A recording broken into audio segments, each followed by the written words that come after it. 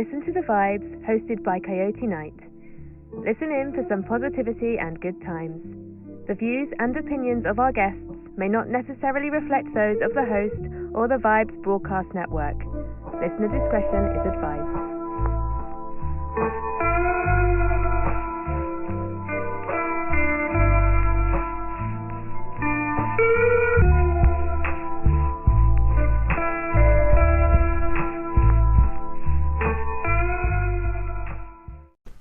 Well, hello everyone. Welcome to another episode of Listen to the Vibes. Today I have Mr. Marco Stephano, all the way from London, England. How are you, sir? Thank you, guys. I'm good. Lovely to be in your interview and a host in Texas, as I understand, Houston. Yes, actually we're north of Austin. Oh, sorry. That's okay. I used to live in Houston, but you know. Okay. No problem. And don't let the name fool you, folks. He's not Italian, even though people think he is. But he does have the accent down pretty good. I learned that before we got on air.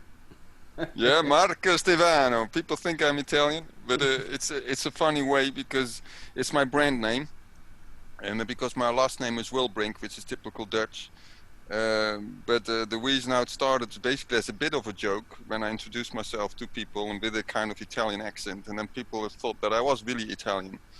But then they looked weird because they saw my height, because I'm 6'5", and then they thought something is not synchronizing here because he's too tall for an Italian. So, and then the whole guessing starts with which country I was come from because of my accent, and I think the number is now probably 20 countries. So it's fascinating where I'm coming from. But eventually the Netherlands pops up, and then of course then I say yes, I'm a Dutch originally. I live for 18 years in the UK and over a year now in London. And so you grew up over in the Netherlands. The Netherlands. Yeah. Born and raised in the Netherlands. Yeah. And you moved to the UK, but you haven't picked up the British accent yet.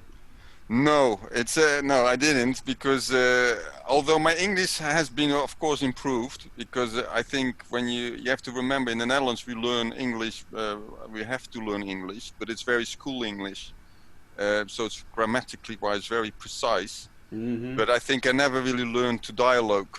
I can still remember, and to be honest, English was a huge challenge for me, even my own native language, grammatically wise. I was not really good at it. And so, for example, in English tests, you have to listen to a conversation in English, and sometimes even with dialectic English. But at the same time, after they have this conversation, you have to answer questions. So if you don't understand what they're saying, you go quickly behind because you have to respond, because otherwise you know with the answering. And that was my struggle, because sometimes I have no clue what they're saying, and then I got panicking because then I couldn't answer the questions, but then I already further on the road with a different subject matter. So I learned English basically later when I started to read a lot of English books. Mm-hmm. Over time, I started to think English and start to speak English even more than my own native language. And when we then moved in 2002 to the UK, that's where my journey started in becoming better in English.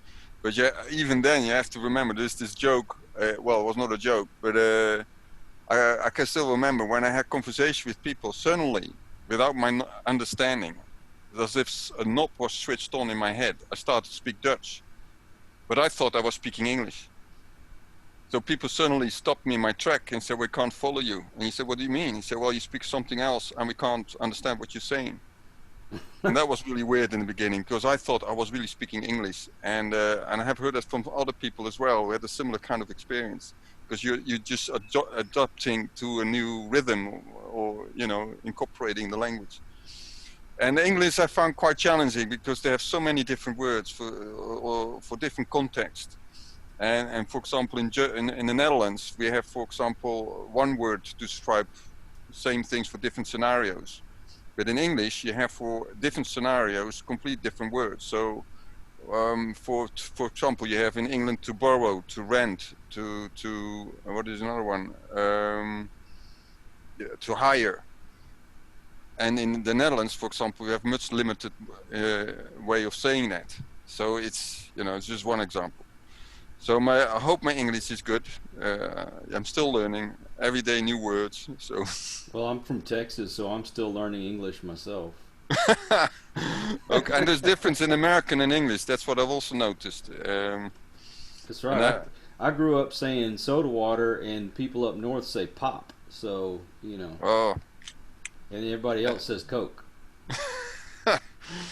and then another thing is the more if I speak a lot with Americans, for example, in a week, then I tend to pick up the tonation, the way. And then sometimes people, when I then introduce myself, people think, "Oh, you're from America." Yes or no, I'm not from America. But, Yeah, well, like I say, I'm from Texas. I'm not actually from America, so that's the running joke. I have a buddy over in the UK, and every time we talk, he makes a point to say y'all. Cause, Y'all. Yeah, instead of you all, it's y'all, because that's the way we say it, y'all. Oh, really? Yeah, So, that's true. so he thinks it's funny, so he makes sure he says, howdy y'all, yeehaw. It reminds me of a movie from Bruce Willis in The Kid, Oh, yeah.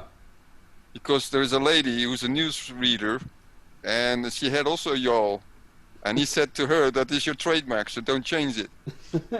That just pops in my head when you were saying that.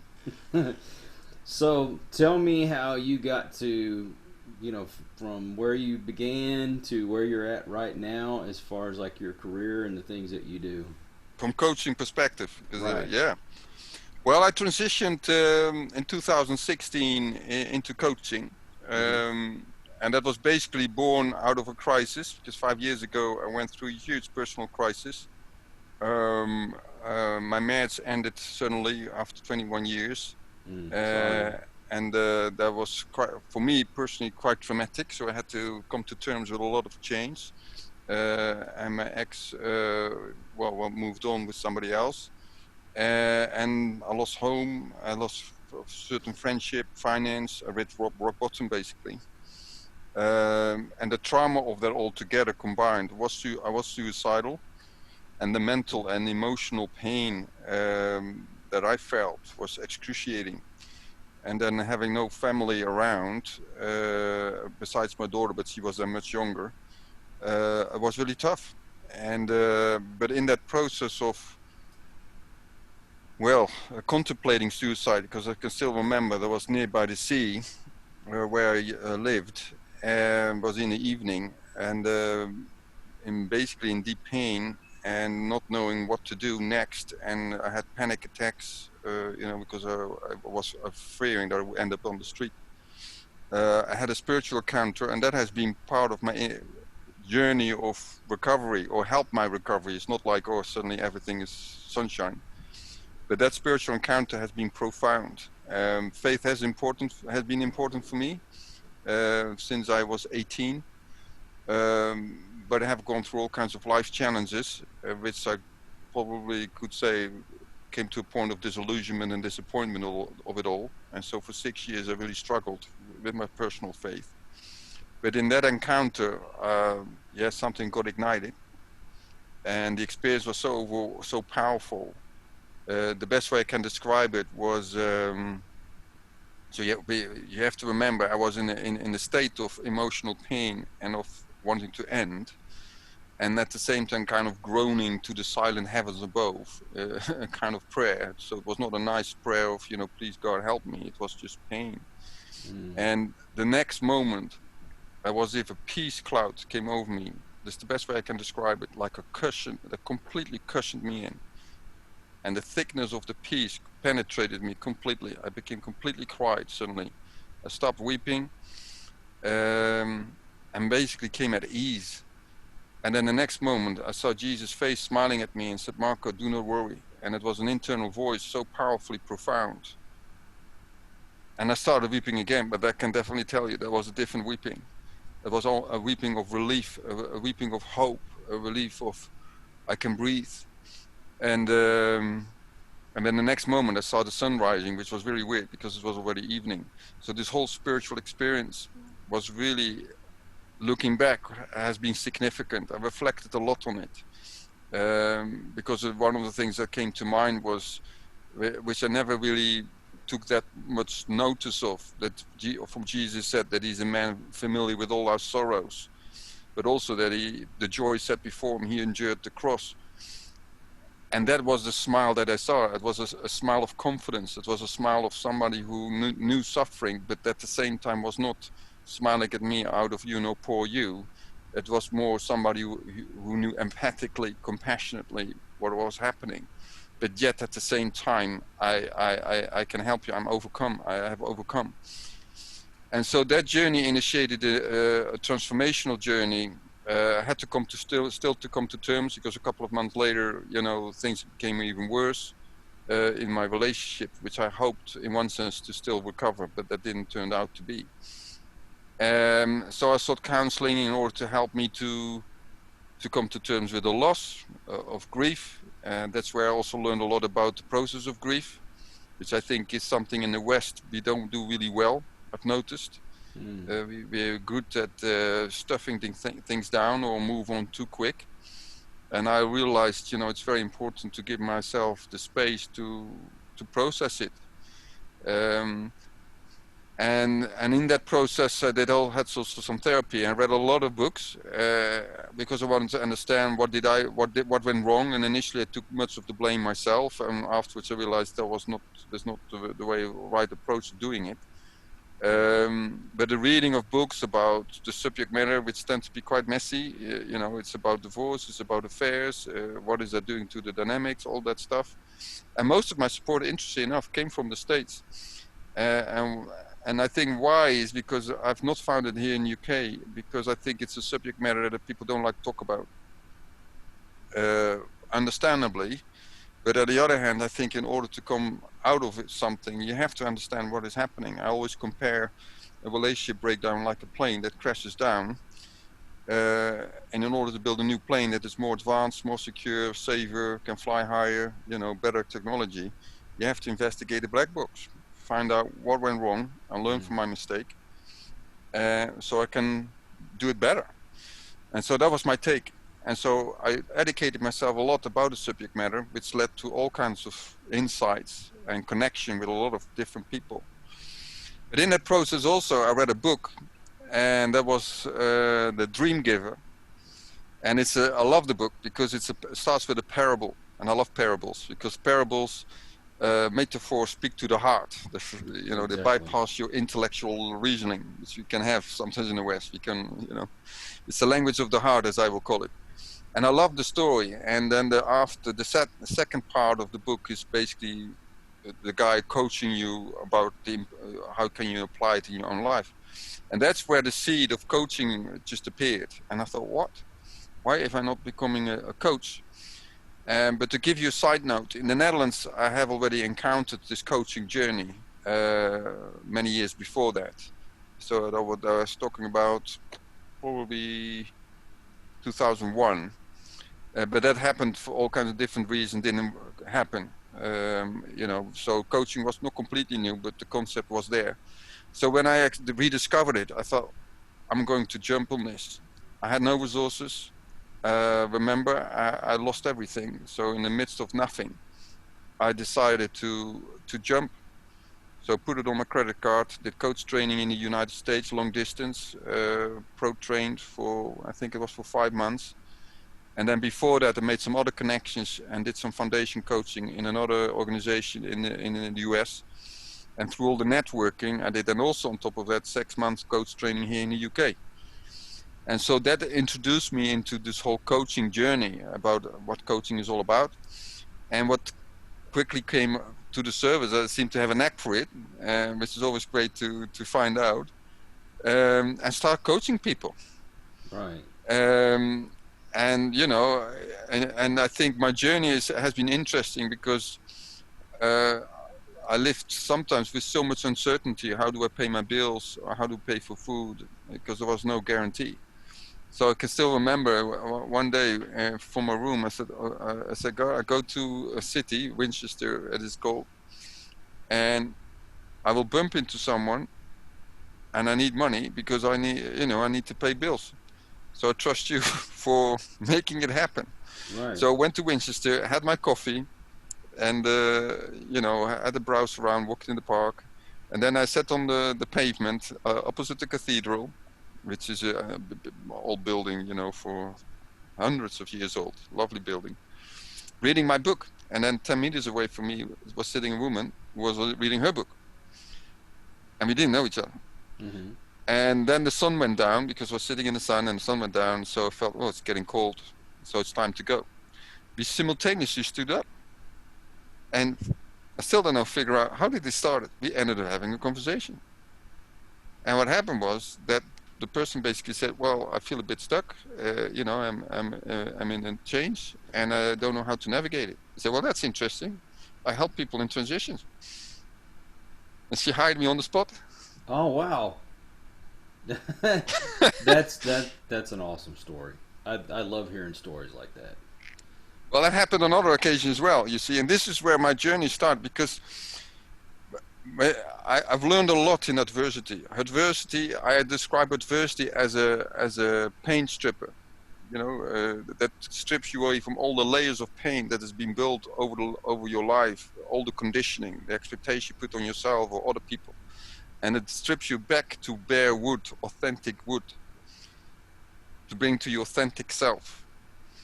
It's a very painful process, I can tell you that, because when you have nothing, you basically scratch to nothing. Where's your value coming from? Where's your worth coming from? Where's your significance coming from? Right. And when you come to a place of it's in one sense, it's a place coming on a place of freedom. And that's something no one ever can take away from you. That's awesome. But I'm not saying I would recommend the process, because it's a very painful process. But when it's when it happens to you, that's another thing that I've learned. Not what happens to you, but how you respond will determine, the outcome. And so most of my lessons I've learned in deep, dark places, and that reminds me of something else. Diamonds can only be found in dark places, not on the street. Right. But your most precious metals and gems come from all that, the extreme pressure and you know what I'm trying to say. Yeah.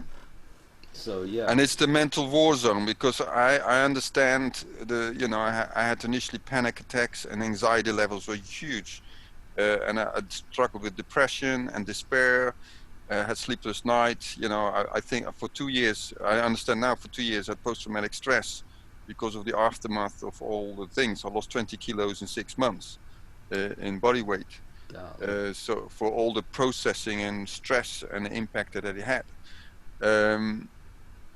But I learned, I think that it was like a war zone in a sense, mentally speaking. So each day I had to take each day as it came, sometimes each hour. But what I've learned, and this is what I want to emphasize, when I started this coaching journey and also my recovery, because remember in the beginning you were in a fog, and I had only a room, so most of the time I went out to coffee places to be around people, because that gave me some kind of comfort for me.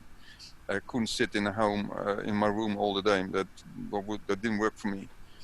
But it's in that something starts to happen, because looking back, all these conversations that I had with people in coffee places, I got my clients through that. Mm-hmm. Initially I was quite hesitant, because I wasn't that open and upfront as I'm now. But I learned the art of listening. I learned the art of asking questions and just being curious about people. And I met people on the street, I meet people on the tube, I meet people in restaurants or coffee places. And by just starting a conversation, of course, being sensitive, you have to sense that people are open or not, because I don't want to impose, But when that happened, it's fascinating, because people always say afterwards, why the heck did I talk to you for 2 hours? And I said, well, it all started because you answered the question. That's awesome. And that's why I love coaching, because for me, coaching is basically a listening, is drawing out people out. It's nothing about me. It's not me trying to prove something. It's not me directing. It's not me telling you what to do. It's not advice giving. It's listening to what people are not saying and drawing out. And I think that's a lost art in society. I think if we learn to improve listening, we have vastly improved our relationship dynamic. And I have to be honest, I was not a good listener, because part of the problem, I think, looking back in my marriage, that for various reasons, I couldn't listen because there was somehow also pain involved in my listening. Mm-hmm. I wanted to be heard. And this is another thing. We hear with our ears, but we listen with our hearts. That's awesome advice. That means anything that's going on in the heart, that is being filtered. Therefore, if I have pain in my heart, I filter everything through my pain filter. That's my perception. And that's why we sometimes don't always hear correctly. So it's very important that I found, the more I make sure that I take ownership of my issues and become self-aware and deal with it, I become more objective. I become more compassionate. I become more realizing this is my stuff, this is not their stuff, this is my interference. I have to set it aside, because this is not about me, this is about that person. And I learned that how important it is that I call it, make your hearts more tender and not hardened. And then that's the problem with when we don't resolve issues, our heart becomes hardened, and that has dramatic impact in how we listen. Very true. And that's the process I've learned. And another thing I also really apply quickly is the power of forgiveness. That's a hard one. I know, And but it's even harder than trying to forgive other people, though, is forgiving yourself. Yes, but it's key for mental health. Very. And I knew when it all happened, initially, no doubt, I was initially in a blame attitude, because you're so overwhelmed with the pain and what happened. But then quickly I began to realize this is not going to help anyone, including myself. I had to take ownership. I had to investigate what was my part in this, what can I learn from this, and how can I prevent it, or at least learn my lesson. And I think that's the key, taking ownership of your own ship, taking lead of your own ship. That's called leadership. That means what have I allowed on board, what shouldn't be there, and what do I need to take on board, what I need in order to move forward. But I'm the one who's responsible for that, no one else. And that's why ownership is so important. And it means facing your pain head on. And also, you messed up. I messed up too. And so for me, it was like I have to deal with my mess, come to a better place.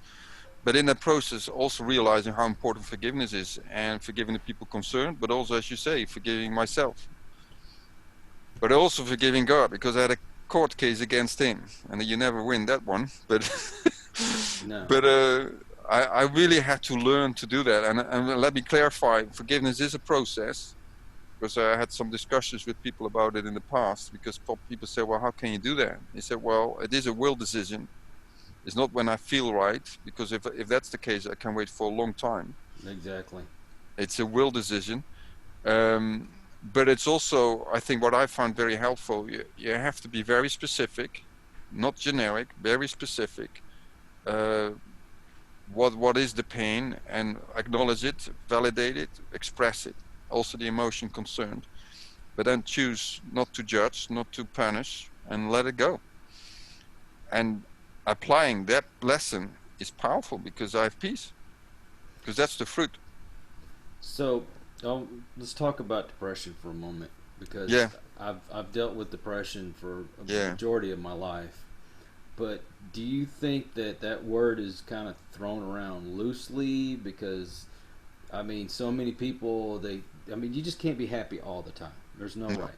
No. And I understand that there's situations where you are going to be depressed. It may be like a genetic thing. Yeah, medical wise, yeah.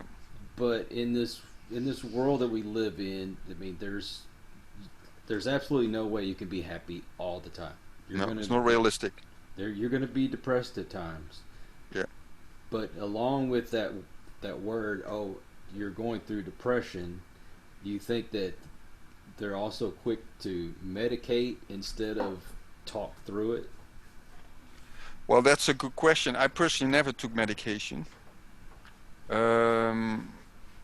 even though I think it's an interesting one. Depression for me was like the heaviness. It's a combination of things. It's the heaviness, the aloneness, the isolation that you feel, the despair of, do I have a future? Uh, it's also suppressed anger, and so. But you're right. I think saying, "Oh, I will be anxiety free," or "I'm depressed free," or despair free. I think emotions are part of our humanity, and learning. I think what is important is to regulate them. And so, if we find ourselves in I call it the red, yellow, and the green zone, which I heard once and I found very helpful. When we are in the red zone, which is extreme emotions that you really feel like, "Oh my gosh, this is just terrible," which I have experienced. Mm-hmm. It's how do you navigate to the green zone? Well, you can't jump. You have to process it. You go from red, you go to yellow, and then you go to green, and you learn to balance it. But it's not about suppressing, and this is where I think people make sometimes the mistake. When you have emotions, it's okay to feel sad. It's okay to feel anxious. It's okay to feel fearful. It's okay to have a sad, a depressive feeling. If we fight against it, I think sometimes we make it worse. Having said that, if we start to focus on it all the time, what you focus on, you empower, so it becomes bigger. But it's finding a way of expressing it, validating it, and then how can you navigate to a better state? And that's what I have learned, I have to say, over a period of time, not in one moment, or, hallelujah, it's not all done. Because that to me is fantasy. And I think it's not honoring either, not to myself, and it's not realism. I think the art of self-regulating your emotions, that is the art. And I've learned in all the time of uncertainty we have now, for example, faced with the virus that is causing a lot of turbulence. For me, it felt like a rehearsal. And it sounds a bit weird, but I have lived already for a few years already with uncertainty. And does it makes me feel uncomfortable? Yes, but I've learned to be comfortable in uncomfortable. Well, everybody nowadays seems to want to be always in the comfort zone, and they want that solution like right now. It's not going to work. That the secret is, for me, the secret is, can you be uncomfortable? Can you be comfortable in your uncomfortableness? And I call it now. I probably have to write a book about it. It's dancing on the waves of uncertainty, and be ruled by inner peace. Yeah, because I told you I lived through depression through most of my life, and years ago I ended up having a breakdown, and I was put on medication. I don't think I ever really faced the things that were causing me the depression. Yeah. And I let it get to that point to where I needed medication. Yeah. But then it became a crutch. Yeah. And decided that it was time that I needed to wean off the medications and start dealing with these things and learning how to cope with them the right way. Exactly. I can say that I've been off the medication for months now, and amazing. I've never felt this good in I don't know how long. And I'm not saying that everybody out there is going to have the same solutions, because there are certain conditions of the brain. I understand that, and I'm not saying that either. I'm not a medical professional, so I don't want to say that.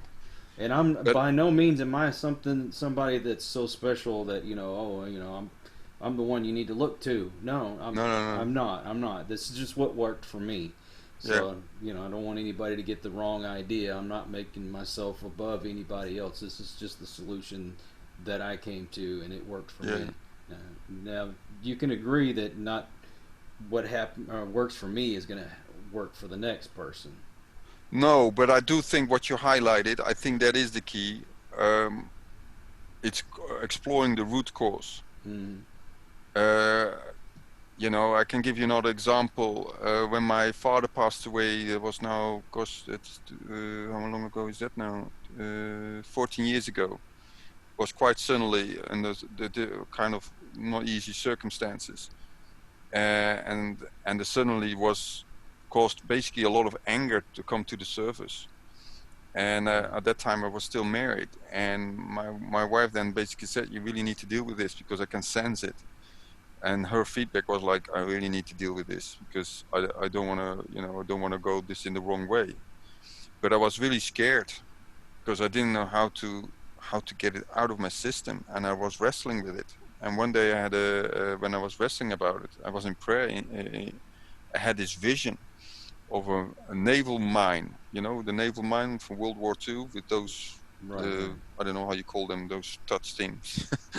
They were floating around in the ocean. Mm-hmm. And I felt drawn to it. And basically, Marco, I don't want you to learn to live with it. I want you to engage with it. And that freaked me out because I thought, well, if you touch a mine, it's going to explode. And so it caused even more fear. And the interesting thing was, which for me was very spiritual, or a moment, I saw basically Jesus touching the mine, and he exploded with the mine. He took the full blast. True. And that was caused me to realize, and I started, I got very emotional when I saw that happening, and I realized it's safe to explore it. So I started counseling, and getting to the root cause from where my anger came from. But the energy was still there, and so the person gave me a boxing ball, and the ball saw all the walls. And the energy had to get out because anger is an energy. And when you bury emotions, you bury them alive. It's not that they are dead; they're still there, but you have to give them expression. And once I let that expression out of tension and energy, it's like a pop of a champagne bottle, when you take out the cork. Yeah. Pressure is gone. And then suddenly all this insecurity came to the surface, all this real pain, because now I realize the naval mine is just a protection shield. Take away the protection shield, and then the vulnerability comes there, basically what you try to protect. And that's where the real root problem was. So, and that's where I get my breakthrough. And so I agree with you. The medication can be advisable when health professionals advise that. At the same time, is this danger, as you already discovered, you can become addicted to it, or it becomes a crutch. So how do you navigate that one? Personally, I would personally recommend start dealing with the root cause. Because medicating alone is not solving the problem. Exactly. But that requires courage in order to drill down to the core. But once you have dealt with the core, that will create freedom. And we've been self-medicating for generations. Alcohol, drugs, these kind of things. Yeah. And we've suppressed all these feelings. As soon as things get bad, instead of taking them head on, we hit the bottle, or doing drugs. That's what I did. Yeah. I'm not gonna lie. I was that person that as soon as things started getting bad, I was drinking more, and I was doing drugs more, and that kind of thing. And that's one of the reasons why I stay off of that stuff. Yeah. It's like it's time for me to actually feel something. Yes. And know how to deal with it. Yes, and that requires courage. And I think, and you may have heard that through, I don't know if you've heard of Brené Brown about the power of vulnerability. A TED talk that she had, which had millions of hits. She became quite she's now really well known because of it. And she read a lot of books, Courage to Lead, and all that stuff. But I think that is the whole thing. Learning to express what you truly feel and take ownership of it and express that. And I think for men, because I think what I've come across, that for a lot of men, it can be quite a challenge, because I either have not seen model it because of their upbringing, or there's a cultural conditioning going on. I know for certain that sometimes society it's easy for men to be angry, but to cry or to show any sign of so-called weakness, whether that's being fearful or anxious, whatever, that is not really masculine. It's ridiculous, or I believe it's ridiculous. Men are as emotional as women. They have the same capacity to feel. And so that we need to learn to connect with that. And that is normal. That is who we are. And I would say the more aware you are with your emotions, we call it emotional intelligence, the better you are, because it will improve your relationships. and if you're in a committed relationship, even your committed relationship brings it to new levels. And so that is not a sign of weakness. It's basically a sign of strength. It's the opposite. But for some weird reason, society, maybe part of movies and media, publications have portrayed as if showing emotions, showing tears, showing true humanity is somehow a sign of weakness. And I think, where the heck is that coming from? Because I say it in a different way.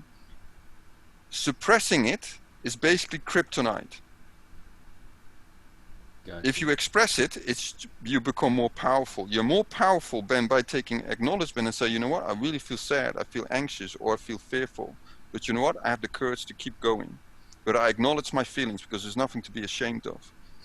Well, and if men are more allowed to be able to express that, they will rise much better. When I was growing up, we were always taught, man's not supposed to show all these emotions, you're not supposed to cry, and all that kind of stuff. And so everybody had to be macho man, Oh, my goodness, yeah. And then the generations come after us, and they're all so sensitive that you can't say anything without everybody just, oh, you hurt my feelings. Yeah. Where do we meet that place in the middle where we should be at? Because you should show some emotions, but not be so apt to get upset over the silliest little things. Because I agree. I see that it needs too much nowadays. Yeah. Well, I think it can go into to so absorbed, and that's not what I mean. Or they call it narcissism, and that is all focused on self. That's not maturity.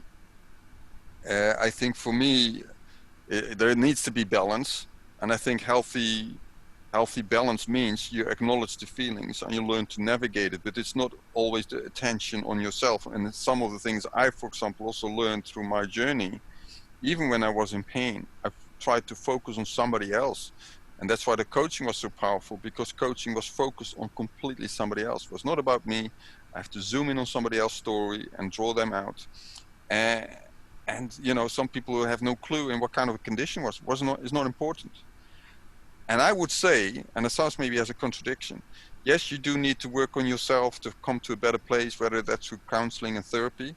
But to top it off, start helping people. Mm-hmm. That will speed up your healing. Besides forgiveness, start helping people, because it puts away the attention of yourself. You see much more different perspectives, and it helps you also balance out your emotions. Because, I agree with you, because it's one day I woke up, particularly in the beginning, I woke up from bed and I felt completely depressed. I felt it already hanging. Mm-hmm. And I said to myself, I step out of bed, I'm going to take a shower, I go to Winchester, and I will find a client, and I will just do it. Right. I could also decide to stay in bed and just stay there for the whole time, which could be a choice. But I realize I know enough about how we feed our minds, our life is led. So whatever I entertain, that will be enforced. So I thought, I'm not going to entertain this. I have to acknowledge that, I feel sad, and yes, there's all this stuff going on, but I'm doing this anyway. And it's very interesting. In the movement, as you step out and go to the shower and you take care of your body and all that stuff, something shifts. Mm-hmm. There's power in action. I always say faith has to have action to get traction. You have to get into movement. And I went to Winchester, and that's where I had my encounters. Because, give you another example. I had a chat with a lady in a coffee place. I was working with my laptop. She was doing her stuff. We ended up having a conversation. An hour later, she hired me. But when I look back, I could miss all that opportunity if I didn't step out of my bed. So what's the lesson? New opportunities are closer than as we think, but we have to come into action. Yeah, instead of sitting around waiting for things to happen, exactly, try to make it happen. Yeah, well, you can't always make everything happen, but what can I do? What is in my power that I can do? Well, right. So what do I have control over? And so that's what I did. And it's interesting. That's what I learned also. There's power in movement. There's power in changing your posture. Even if you feel sad, sometimes it sounds maybe weird. I started to dance in my bedroom because I felt depressed. I said, you know what, I'm going to dance. And you know what? It changes the dynamic. Because our brain, we have to tell, one of the things I say to people, your brain is not your master, it's a servant. But as we look at it different ways when we start feeding that negative. yes, so it's like passport control, you know. That's I've learned it also through because I understand now also why suicidal thoughts, because I recognize myself what is happening with the brain, because the brain is basically a huge database, and when you face a crisis where you have complete loss, where you have no clue where you're going, it goes through all the files trying to find a solution, because either in the past, in order to find peace, because it can't find the appropriate file, it starts to get into overdrive, and therefore it overheats, and that's where suicidal thoughts starts to kick in, because then it's basically, I can't cope with this. And I learned to be more observant about those thoughts, and that led me into another arena about the best way I can describe it is having passport control about your thought life. You know, initially I had no border control, so I just let every thought just come in and causing havoc. But now I have passport control, because now I'm checking my thoughts. What is this thought doing to me? Is this going to empower me, or is this going to pull me down? Well, wait a minute, it's going to pull me down. You have no access, no allowance. That's what basically is taking ownership of the thoughts life. And when you do that, you become much more alert and realizing, well, wait a minute, I'm not going to dwell on this. I'm not going to entertain this because it's leading me into a rabbit hole. Instead, I refocus my thoughts on something else. And from a neuroscience point of view, it's very powerful, because neuroscience have proven that what we entertain concerning stress, you know, it releases stress hormone, cortisol. So it basically causes us to think in the cage of fear. The more we entertain fear, the bigger the fear becomes, which created more cortisol. But interestingly enough, if we focus on something positive, something that is hopeful, it releases endorphins. Endorphins basically activates the reward center, which makes us feel good. Right? Yeah. So I have to make a decision, where am I focusing on? I realized in my journey that if I keep on entertaining negativity, it's just going to get bigger. Exactly. So in order to do that, I have to refocus on what is positive. So that's why gratitude or being thankful is so important thing, because it's for good reason, because it dwells on the positive. It tries to focus on what am I grateful for today. I'm grateful that I can still breathe. I'm grateful that I have still a roof over my head. I'm grateful that I have food. And people could sometimes think, well, that's, you know, but for me that was reality, because sometimes I had days I had no food. But there are moments that I got food supplied, and so I thought, thank you, I have food.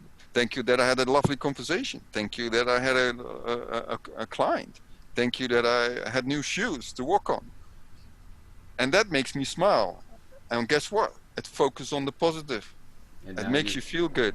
Exactly. The chemicals are being released in a different way. And so we have ownership. And this is something I want to challenge sometimes people, because the victim mindset basically thinks, well, you know, I can't nothing to do about it, or it's blaming the circumstances, or it's blaming people. But if you're going to entertain it for a long time, you never get out of it. And that's why leadership is all about taking ownership of the ship is not going to be dictated by my emotions. Yes, I validate them, but they are not going to dictate my ship. And therefore, I have to learn, where do I focus my attention on?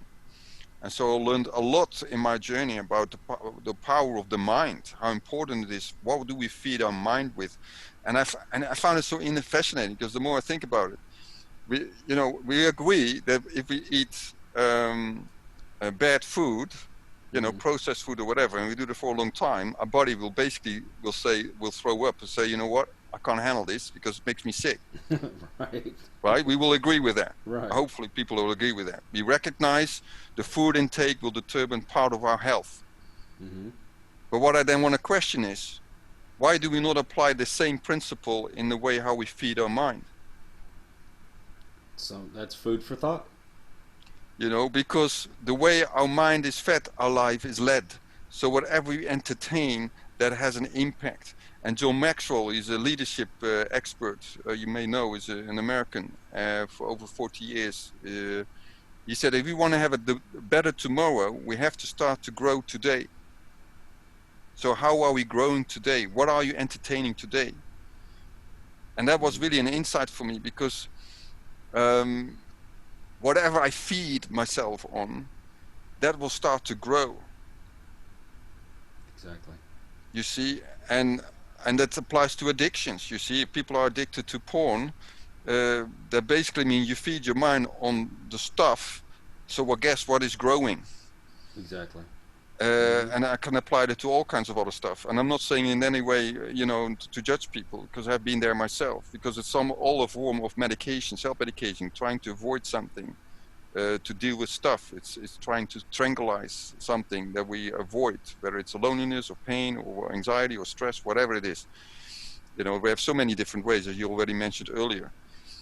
But when we start to be more authentic and becoming real with all that's going on, and then also learn to think more clearly, become, you know, our life starts to change. And one coach recently I found really good. He said the quality of our thinking determines the quality of our lives and our relationships. Sure. So we are frustrated with the poor relationships or the poor results that we have in life. Don't stop blame people. What have you been feeding upon? Yeah. What have you done? Yes. Exactly. And so taking ownership of our thought life is very important. And I'm not saying I'm perfect in it. Let's remember, it's a progress. It's not about being perfect. It's about progress and self-awareness. You know, what am I entertaining? Am I detoxing my mind? Am I beginning to filter out, well, wait a minute, this is not helpful. And of course, with trauma, which I have experienced, and I had also some early experience in my childhood, which had been hurtful and traumatic. When you have a trauma, this makes it a bit more complicated, because trauma is linked to our emotional memory. Okay, we have two brain halves. We have the logic brain, which is all about our intellect, and we have emotional memory. And then with that, our unconscious beliefs are connected with. So that's why it explains when, you know, people can connect with you logically, but with pain, sometimes people don't want to do it because either they have suppressed it. But when I find ways to access it, you know, by asking powerful questions, then suddenly the emotional memory starts to kick in, and it triggers an unconscious belief, which then, of course, activates a certain behavior. Because remember, every action and behavior is rooted in the thought that produced it. Right. But the thought is influenced by a belief system that has become unconscious. And that can be triggered in split seconds. Because when somebody, you know, I can give you an example, a woman who coached in anger, she gave me an example that she was driving in a car and go to the petrol station and somebody cut her off. Right. And she wanted to get out and basically give a kind of treatment of anger. She didn't do that, bless her, but she did came to me and said, well, I want to find, why am I so overreacting? Now, the interesting thing was, she felt cut off, but interesting enough, it looked like she, it may be that she was cut off, but it was the trigger. What did it cause in her to respond? Because the person concerned may have been not even aware that she was doing it, that she did it accidentally, right? But in her mind, it immediately caused a reaction. And it was interesting because after asking powerful questions, you always remember, it's always come back to questions, and cover the root, because early in life she had felt cut off many times. That makes sense. And then she began to engage with that moment. And guess what? Dealing with the pain, dealing with the anger, dealing with the person concerned who caused that feeling cut off, always feeling ignored. And so she started to apply forgiveness, which loosens the grip and basically creates peace, and therefore a different mindset, learning to develop then a different mindset and become more gracious and more compassionate. So it's very interesting, you know, our unconscious beliefs, they are there. I don't know how we came on this subject matter. Hey, you know what? I needed to hear that because I need to apply that when I'm out on the road. Because somebody does something, you know, cuts me off or something like that, I'm quick to fly off the handle. And my wife has to say, hey, you know, maybe they didn't realize what they were doing, or, you know, just need to chill out a little bit. And I do. I need to chill out quite a bit when I'm driving. Well, then the question, ask yourself, okay, if try to pinpoint down the feeling. Okay, so you are angry, but what is the reason you are angry? Just try to describe it. You don't have to do it now if you don't want to, of course. It's up to you. But try to describe, try to pinpoint down what is the reason I'm so angry? And then ask yourself, what does it remind me of earlier in life? What has been the trigger? Because remember, anger tends to be a trigger. It's nothing to do with the person concerned. Yes, there maybe their behavior is not correct. I'm not denying that may be incorrect. I'm not saying that.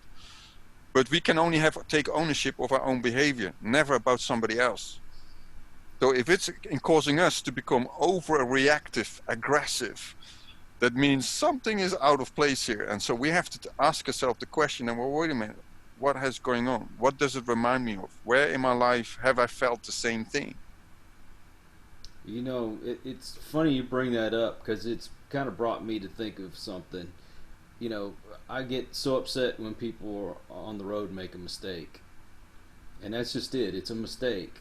But I also remember as a child, when I made a mistake, then I heard about it. And it was I wasn't allowed to make mistakes, let's put it that way, without being, severely chastised. Not, hey, try to do better next time. No, it was being chastised. And so how does it make you feel when that happened? Makes me feel like I'm fixing to turn into the Incredible Hulk. But what is the anger all about?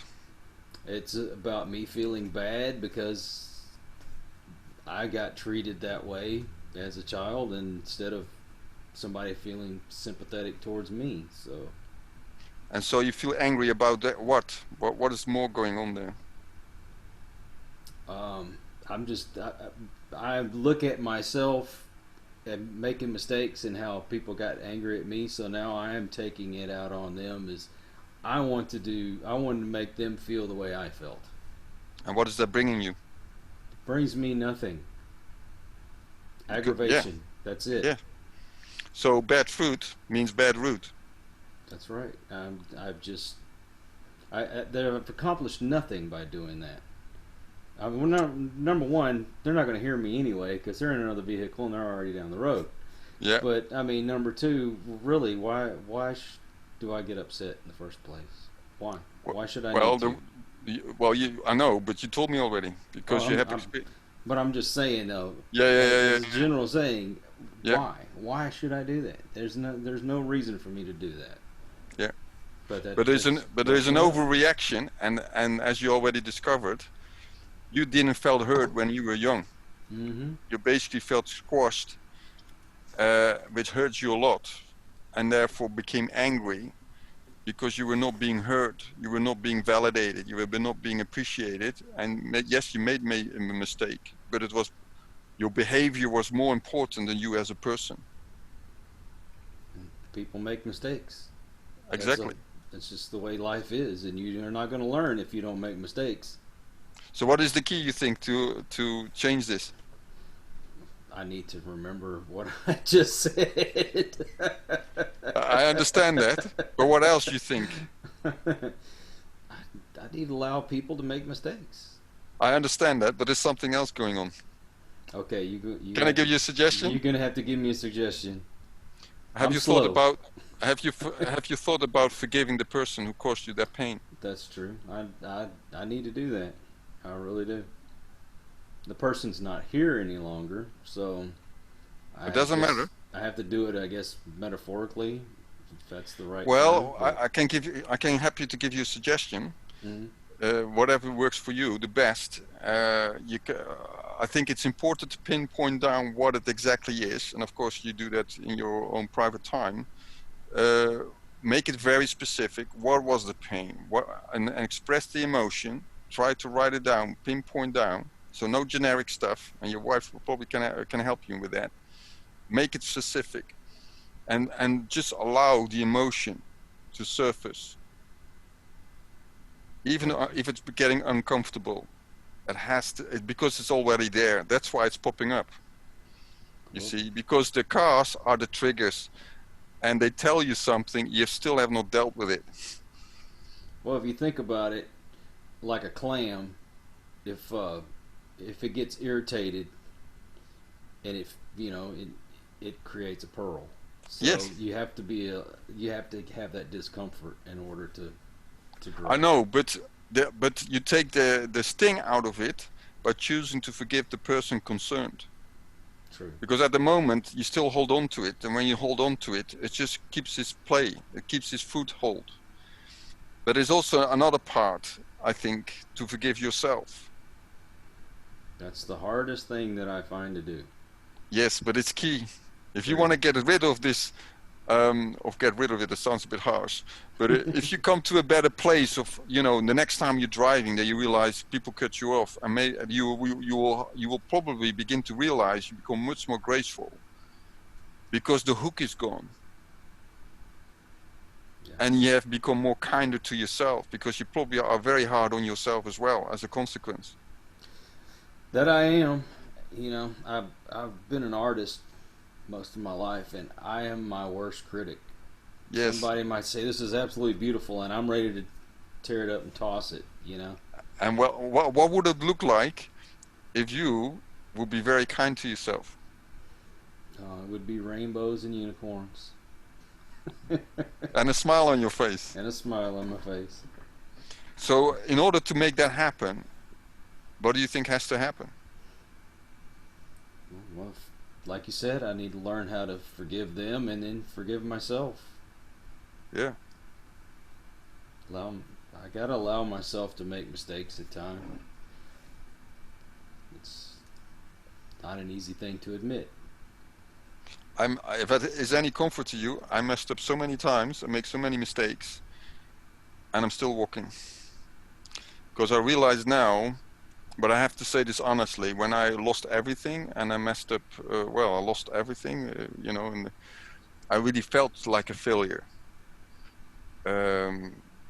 Because when you hit rock bottom, then you think, well, this is definitely something I'm not doing right, and the proof is staring me in the face. But in that moment, I also began to realize I'm deeply loved. And that brought the transformation, because my value and significance and my worth is not based on who I am and on what I do, but on who I am as a person. Right. Yeah. Not what you have, it's who you are. Yes. But society, sadly, in particular in the West, we are so performance oriented. We think that our value is in our performance. We have to do better. We reward the best. And sometimes I think, well, you know what? I don't want to be the best. And I tell you why. Because the best automatically puts us into a plateau, an aim that we want to maintain to keeping at that same level, which means we put a lot of pressure on ourselves and performance to keep there. And it creates, sometimes the dangers can create arrogance and competitiveness and whatever else kind of attitudes, which I don't really like. I rather have, each day I choose to be better. Because that allows growth, that allows, I can make mistakes. It's more kinder to myself, more compassionate, and also treats other people the same way, because everyone is trying to do their better. So for me, the best, and I know maybe it sounds contradictory, but I know that people say, oh, I need to be the best this or the best coach or the best whatever. And I realize, no, I want to be each day be better. True.